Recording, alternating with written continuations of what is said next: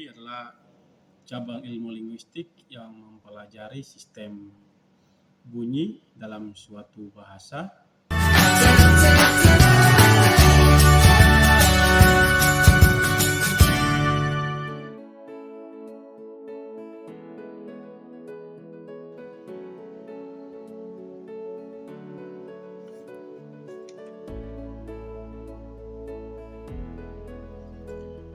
Assalamualaikum warahmatullahi wabarakatuh. Salam sejahtera untuk kita semua.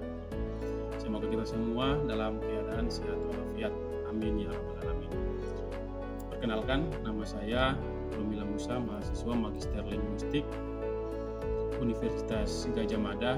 Pada kesempatan kali ini saya akan menjelaskan atau membahas salah satu jurnal yang berjudul Pemerolehan Bahasa Jawa sebagai bahasa pertama berdasarkan aspek fonologi dan sintaksis. Jurnal ini ditulis oleh Ainun Nur Hikmah dan kawan-kawan pada tahun 2021. Selain itu juga jurnal ini sudah terindeks pada Sinta 4. Sebagai pendahuluan, fonologi adalah cabang ilmu linguistik yang mempelajari sistem bunyi dalam suatu bahasa, sebagaimana bunyi-bunyi itu berfungsi dan membedakan satu makna dalam satu bahasa itu. Dele tahun 1976 mengemukakan setidaknya terdapat dua faktor yang terdapat diikuti jika kita ingin memahami perkembangan fonologi anak-anak. Apabila kita mempelajari fonem dalam bahasa yang terdapat pada anak-anak itu. Pertama, memusatkan perhatian pada sekumpulan bunyi-bunyi yang dipakai dan pada perkembangan perlahan-lahan dari kumpulan bunyi-bunyi. Kedua, meneliti hubungan antara produksi ucapan anak. Metode dalam penelitian tersebut yaitu menggunakan metode kualitatif, yang dimana penelitian pemerolehan bahasa pertama atau bahasa Jawa atau juga biasa disebut bahasa ibu dilakukan pada anak usia 4 tahun. Sumber datanya yaitu pada anak laki-laki yang berusia 4 tahun. Anak tersebut bernama Raihan Surawijaya. Bahasa yang digunakan anak tersebut adalah bahasa Jawa Indramayu, Cirebon. Raihan dilahirkan di Indramayu juga pada tahun 2017. Kemudian instrumen penelitian yang digunakan pada peneliti tersebut berupa handphone sebagai alat rekaman yang menghasilkan percakapan antara Raihan dan peneliti, kemudian ditranskrip dalam bentuk tulis, kemudian dianalisis. Dari hasil rekaman tersebut kemudian dapat beberapa percakapan bisa dilihat dalam slide ini. Data yang diteliti adalah berupa percakapan antara peneliti dan si Raihan yang berumur 4 tahun itu. Di sini saya mengambil beberapa percakapan saja sebagai sampel. Yang pertama ada percakapan ini dimulai dari peneliti.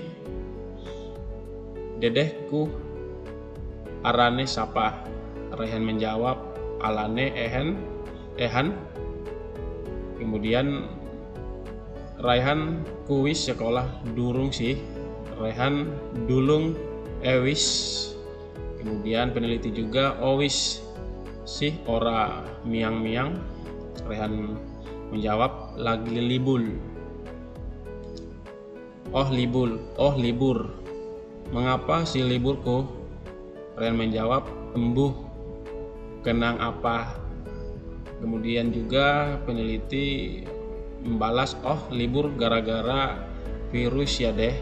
Virus apa karena deh? Dan menjawab ia kenang virus colona.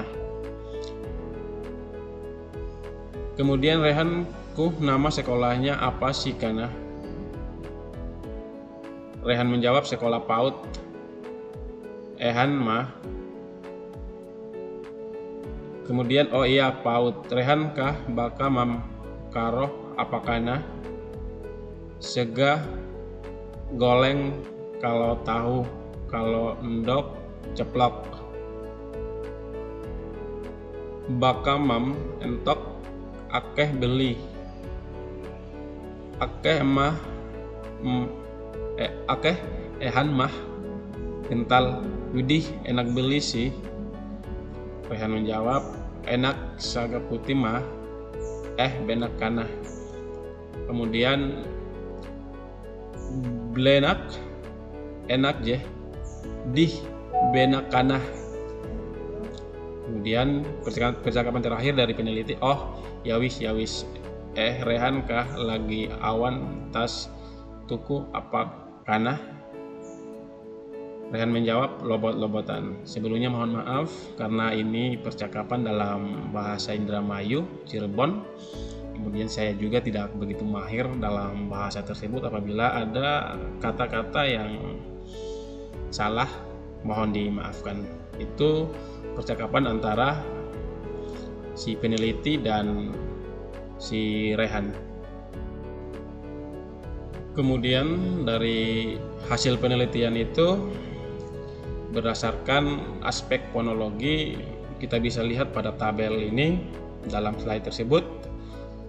Yang pertama ada ujar anak, kemudian ujar asal atau kata asli yang sebenarnya, kemudian keterangan dan terjemahannya atau artinya dari bahasa tersebut atau kata tersebut. Yang pertama ada kata arane, tetapi si Raihan hanya bisa mengatakan alane. Di situ terdapat perubahan fonem R menjadi fonem L, yang artinya arane itu namanya. Kemudian kata Rehan nama dia sendiri, tetapi dia bisa menyebutkan dengan ehan, hilangnya fonem R. Kemudian nomor 3 dari kata asal durung, dia bisa menjawab dulung atau bisa menyebutkan dulung. Di situ perubahan fonem R menjadi fonem L, yang artinya dulung itu belum. Pada tabel keempat juga atau nomor 4 ada kata yang asalnya virus, tetapi dia hanya bisa menyebutkan vilus. Di situ terdapat perubahan fonem R menjadi fonem L. Yang kelima ada kata asal corona. Kemudian dia bisa menyebut kolona. Perubahan juga antara fonem R menjadi fonem L. Kemudian goreng, dia juga bisa menyebut goleng. Kalau pinter, dia bisa menyebutkan pintel. Kemudian dari beberapa nomor itu perubahan fonem R menjadi L. Yang 9 belenak, tetapi dia bisa menyebutkan benak, hilangnya fonem L, yang artinya belenak itu tidak enak. Dan yang terakhir pada nomor 10, kata berasal dari robot-robotan, tetapi dia hanya bisa menjawab lobot-lobotan. Perubahan fonem juga menjadi fonem R menjadi fonem L. Dari kata tersebut diterjemahkan adalah robot-robotan. Jadi dari beberapa nomor ini ada perubahan fonem secara keseluruhan. Ada beberapa terjadi perubahan fonem, yaitu fonem R menjadi fonem L. Ini sebagai pembahasan berdasarkan hasil penelitian yang dilakukan kepada Rehan selaku subjek. Dalam penelitian itu terdapat pada tabel yang tadi kita sudah membahas. Jika dilihat dalam aspek fonologinya, Rehan berumur 4 tahun sudah mampu berujar. sudah mampu berbicara meskipun ada beberapa fonem yang masih merasa kesulitan dari sebutan si Raihan itu. Kita bisa melihat secara keseluruhan bahwa Raihan masih mengalami kesulitan dalam melafalkan huruf-huruf seperti huruf R dan L dan juga K. Tapi tadi yang kita bahas itu hanya beberapa sampel yang saya ambil, yaitu perubahan fonem R dan L. K-nya itu di bagian akhir percakapan, tetapi saya tidak mengambil itu lagi. Sebagaimana kita bisa lihat, Raihan masih sulit dalam melafalkan huruf R yang kemudian ia ganti dengan huruf L. Ia pun masih sedikit kesulitan melafalkan huruf L apabila huruf tersebut berada posisi tengah dan tanpa diikuti dengan huruf R. Akhirnya dari fonem L yang dia masih kesulitan, dia sehingga menghilangkan fonem tersebut. Kemudian